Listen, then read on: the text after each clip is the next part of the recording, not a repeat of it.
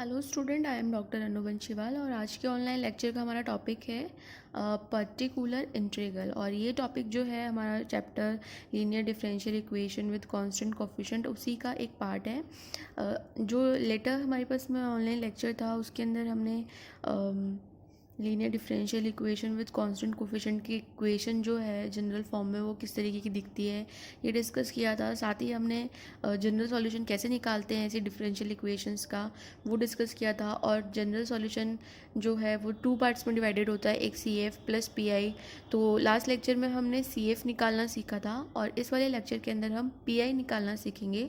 और C F और P I दोनों को ऐड करके ही हमारा क्या बनता है, जनरल सॉल्यूशन बनता है। तो सबसे पहले हम यहाँ देखेंगे कि हमारी जो लीनियर डिफरेंशियल इक्वेशन थी उसका प्रारूप देख लेते हैं। तो अवकल समीकरण जो है उसे हम इस तरीके से भी लिख सकते हैं। कोई भी linear differential equation with constant coefficient जो है उसे हम इस फॉर्म में लिख सकते हैं, F D Y equals to Q X. और यहाँ पर जो क्यू एक्स है वो does not equals to zero है, क्योंकि अगर यहाँ पे Q X equals to zero हो जाता तो ये सिंपल हमारे पास में जो डिफरेंशियल इक्वेशन है उसमें आपको पी आई निकालने की ज़रूरत नहीं पड़ती और आप सिर्फ सी एफ की हेल्प से इक्वेशन का जनरल सॉल्यूशन निकाल सकते हैं। लेकिन यहाँ पर इक्वल टू के अंदर राइट हैंड साइड पार्ट पे हमारे पास में क्यू एक्स एक्स की कोई टर्म आ रही है, एक्स का कोई फंक्शन आ रहा है, तो इससे हम पी आई जो है वो किस तरीके से निकालते हैं वो इस लेक्चर के अंदर हम देखेंगे। तो सबसे पहले माना हमने कि Q x upon F D, अगर यहाँ पे देखें हम तो y बराबर हमें क्या दिखाई दे रहा है, Q x upon F D. तो हमने ये माना कि Q x upon F D x का एक ऐसा फलन है जो जिस पर एफ डी ऑपरेटर का रिजल्ट जो है वो क्यू एक्स प्राप्त होता है। यानी कि अगर मतलब इस फंक्शन पे अगर हम ये एफ डी ऑपरेटर लगाएं अगेन तो हमारे पास में हमें क्या मिल जाएगा, क्यू एक्स मिल जाएगा। तो यहाँ से हम जो यहाँ वर्ड्स में लिखा हुआ है उसको अगर मैथमेटिकल एक्सप्रेशन में देखें तो अगर एफ डी ऑपरेटर, यहाँ ध्यान रखना है कि एफ डी क्या है, फंक्शन ऑफ डी है जिसके अंदर डी डिफरेंशियल ऑपरेटर आ रहा है। और ऑपरेटर जो है इसके ऊपर जब लगेगा तो हमारे पास में रिजल्ट क्या आना चाहिए, क्यू एक्स आना चाहिए। तो यहाँ पर हमने यही कंसिडर किया है कि Q x upon F D एक ऐसा फलन है, सॉरी एक्स का ऐसा फलन है जिस पर अगर हम इस ऑपरेटर को लगाएं तो रिजल्ट हमारे पास में क्या आ जाए, क्यू एक्स अगर आ जाए। तो यहाँ हम कंपैरिजन करके अगर देखें दोनों इक्वेशन में एफ डी और y, यहाँ पर y की जगह आपको क्या दिखाई दे रहा है, Q x upon F D और इक्वल्स टू में क्यू एक्स है। यानी कि यहाँ पर हमारे पास में एक जो सॉल्यूशन है वो हमें क्या मिल गया, y equals to one upon F D into Q X. जो दिए हुए ये जो अवकल समीकरण है इसका क्या कहलाएगा, पी आई कहलाएगा। इस तरीके से जो प्राप्त हमारे पास में सॉल्यूशन है कि अगर उस पर हमारा एफ डी ऑपरेटर हम अप्लाई कर दें और अप्लाई करने के बाद में अगेन हमें क्यू एक्स मिल रहा है, तो इस तरीके का जो हमारे पास में x का फलन होगा वही हमारा क्या कहलाएगा, पी आई कहलाएगा। अब पी आई जो है वो हम किस तरीके से निकालते हैं, अब यहाँ हमने देखा कि y equals to one upon F D Q X जो है वो हमारा पी आई है। इसे हम इस तरीके से भी लिख सकते हैं, एफ डी का इन्वर्स क्यू एक्स। अब यहाँ पर जो ये एफ डी का इन्वर्स आया है एक्चुअल में ये भी क्या है, एक ऑपरेटर है। इसे फंक्शन समझ के या कोई टर्म समझ के हम मल्टीप्लाई या डिवाइड नहीं कर सकते। ये एक ऑपरेटर है, जब ऑपरेटर को एक्स की फलन पर लगाया जाएगा तो इसका रिजल्ट जो है वो किस तरीके से प्राप्त होगा वो हम एग्जाम्पल्स में देखेंगे। तो ये हमारे पास में क्या है, y equals to one upon F D Q X. ये एक जनरल तरीका है कि हम किस तरीके से किसी भी डिफरेंशियल इक्वेशन का पी आई निकालते हैं। तो यहाँ पर हम कुछ कंडीशंस डिस्कस करेंगे कि अगर ये जो एफ डी है यहाँ पर उनका हम कुछ अजम्पशन लेंगे, अगर एफ डी की वैल्यू ये है तो किस तरीके से काम करेगा। तो सबसे पहले हम यहाँ पर F D equals to D ले रहे हैं। अगर मान लीजिए क्वेश्चन के अंदर आपके पास में फंक्शन ऑफ जो डी है उसमें सिर्फ डी की टर्म आ रही है तो इसका पी आई जो है वो कैसे निकलेगा, y equals to F D की जगह हम क्या रख देंगे, डी क्यू एक्स। और हम जानते हैं कि वन अपॉन डी, जैसे d जो है वो हमारा डिफरेंशियल ऑपरेटर होता है, उसी तरीके से वन अपॉन डी जो है वो हम पहले भी डिस्कस कर चुके हैं, इंटीग्रल ऑपरेटर होता है। तो वन अपॉन डी का मतलब है कि हमें इंटीग्रेशन करना है क्यू एक्स का विद रिस्पेक्ट टू एक्स। तो अगर आपके पास में सिंपल एफ डी यानी कि फंक्शन ऑफ डी आपकी इक्वेशन के अंदर डी दे रखा है तो आपको सिंपल सिर्फ एक इंटीग्रेशन करना है। लेकिन अगर मान लीजिए एफ डी आपका कुछ इस तरीके का फैक्टर है, डी माइनस एल्फा, इस तरीके का फैक्टर आपको दिखाई दे रहा है एफ डी के अंदर, तो इसे हम किस तरीके से सॉल्व करेंगे। तो वाई इक्वल्स टू हम क्या लिख सकते हैं, one upon D minus alpha Q x D minus alpha को यहाँ पर अगर हम वाई के साथ मल्टीप्लाई कर दें तो यहाँ हम क्या देखेंगे कि हमारे पास में यहाँ पर फर्स्ट ऑर्डर फर्स्ट डिग्री की डिफरेंशियल इक्वेशन बन रही है लीनियर। और इसको सॉल्व करने का तरीका हम पढ़ चुके हैं पहले ही कि इसमें हम एक आई एफ फैक्टर निकालते हैं और आई एफ फैक्टर से हम इसका जनरल सॉल्यूशन फाइंड आउट करते हैं। तो यहाँ पर हमने देखा कि y equals to 1/d-α QX अगर आपके पास में आपका जनरल सॉल्यूशन है तो इसको हम इसका सॉल्यूशन जो है इसका पी जो है वो कुछ इस तरीके का निकलेगा e⁴ integration of e⁻α QX dx। आपको ये याद रखना है, लेकिन आपको इसका प्रोसीजर भी पता होना चाहिए कि किस तरीके से हमारे पास में ये टर्म आई है।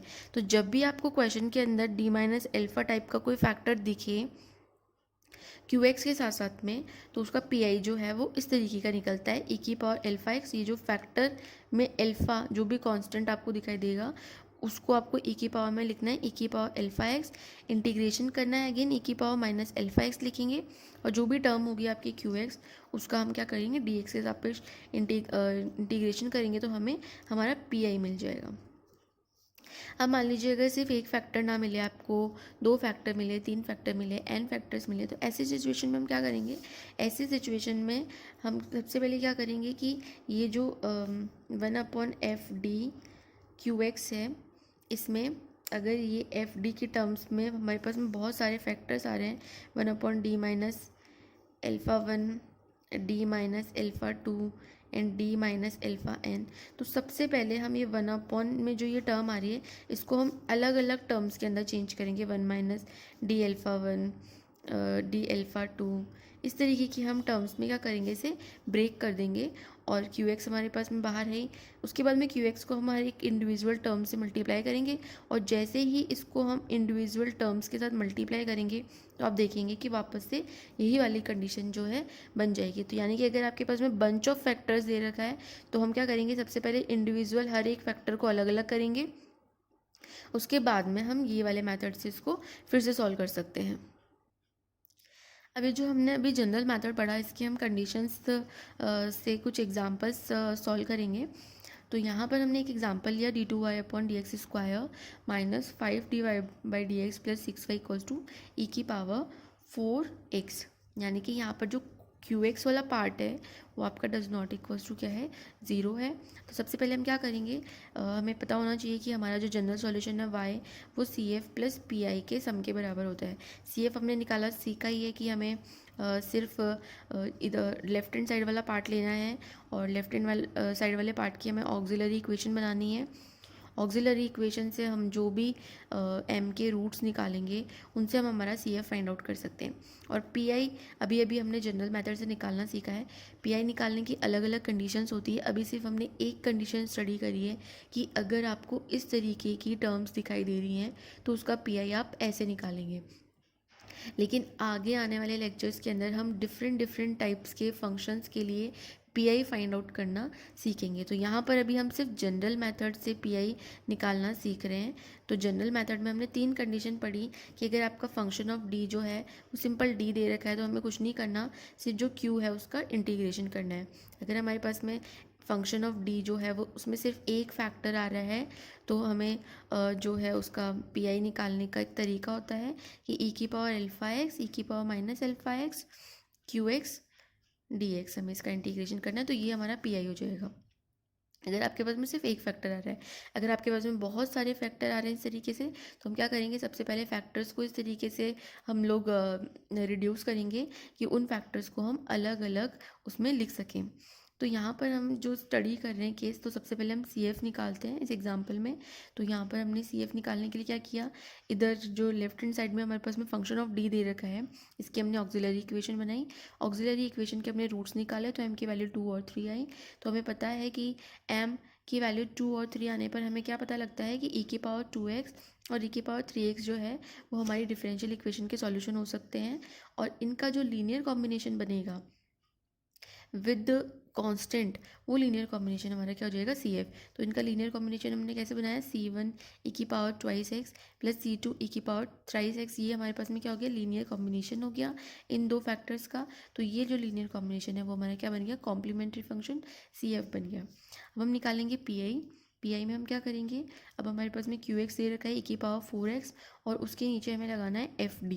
यही होता है हमारा पी आई का पैटर्न। पी आई हम क्या मान के चलते हैं, किसी भी जो हमारी इक्वेशन है, डिफरेंशियल इक्वेशन, उसका पी आई जो है किस फॉर्म में होता है, Q x upon F D. और एफ डी के ऊपर डिपेंड करता है कि हम हमारा पी आई जो है वो किस तरीके से सॉल्व करके निकालेंगे। तो यहाँ पर हमारे पास में एफ डी क्या है, D square minus F D plus 6, और इसको हमने टू फैक्टर्स में तोड़ दिया, डी माइनस 2 और डी माइनस 3। तो यहाँ हमारे पास में जो तीसरी कंडीशन थी जनरल मेथड के अंदर, कि अगर आपके पास में एफ डी जो है वो फैक्टर्स की फॉर्म में दे रखा है, यानी कि उसमें एक से ज़्यादा फैक्टर्स आ रहे हैं, तो हम किस तरीके से पीआई निकालेंगे। तो सबसे पहले ये जो इस तरीके से जो हमारे फैक्टर दिए हुए हैं, इन्हें हम अलग अलग टर्म्स में बनाने की कोशिश करेंगे। तो 1/d-2 और d-3 को हम इस तरीके से भी लिख सकते हैं, 1/d-3 माइनस d-2, इस तरीके से भी इन्हें लिखा जा सकता है। तो यहाँ पर हमने देखा कि ये जो बंच में हमारा फैक्टर्स दिया हुआ था, उसे हमने इंडिविजुअल फैक्टर्स की फॉर्म में लिखा, और साथ में हमारा क्यू एक्स चल रहा है। अब हम क्या करेंगे, क्यू एक्स को अंदर मल्टीप्लाई करेंगे, तो हमारी पहली टर्म हो जाएगी ई की पावर 4x अपॉन d-3, और दूसरी टर्म हो जाएगी ई की पावर 4x अपॉन d-2।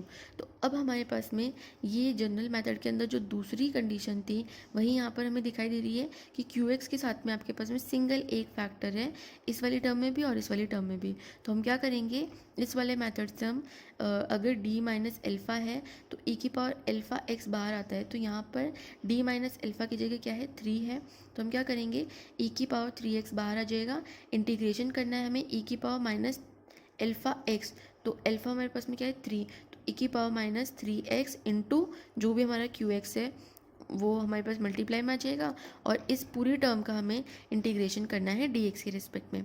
इसी तरीके से इस टर्म के लिए जब हम क्यू एक्स निकालेंगे, तो यहाँ हमारे पास में अल्फ़ा क्या है, 2, तो ई की पावर एल्फ़ा एक्स बाहर आएगा, यानी कि ई की पावर 2x बाहर आएगा। अंदर इंटीग्रेशन के साइन के अंदर ई की पावर माइनस एल्फ़ा एक्स रहेगा, तो ई की power minus 2x into Q x हमारे पास में क्या है, ई की पावर 4x डी एक्स है। अब यहाँ पर e की पावर में दो टर्म्स दे रखी है, बेस सेम है तो घातें जुड़ जाएंगी, तो e की पावर 4x माइनस ई की पावर 3x हमारे पास में क्या हो जाएगा, e की पावर x, और e की पावर x का इंटीग्रेशन जो है वो हमारे पास में क्या होता है, अगेन e की पावर x ही होता है।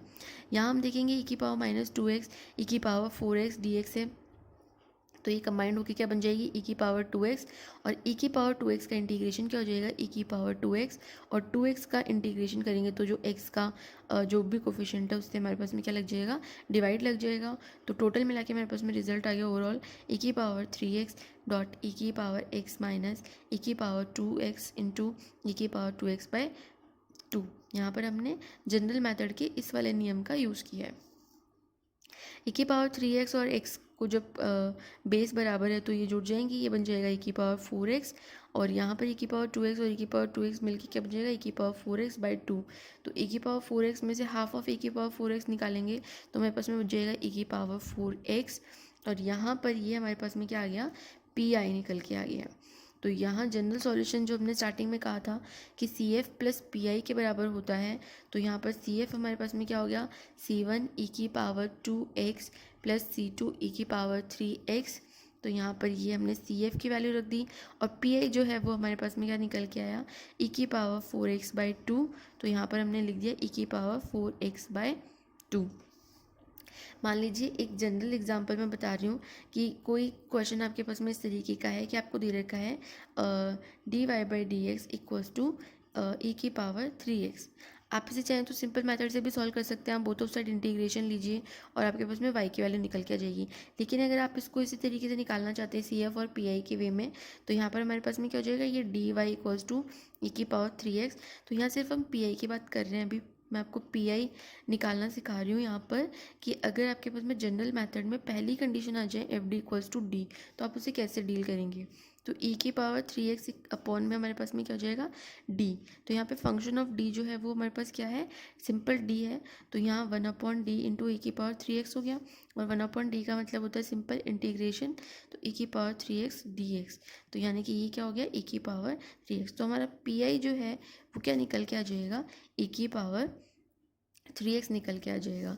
तो यहाँ पर हमने तीनों ही जो कंडीशन है जनरल मेथड की वो एक बार डिस्कस कर ली है। अगर डी दे रखा है तो सिंपल आपको क्या करना है, पी में जो भी क्यू दे रखा है उसका आपको इंटीग्रेशन करना है।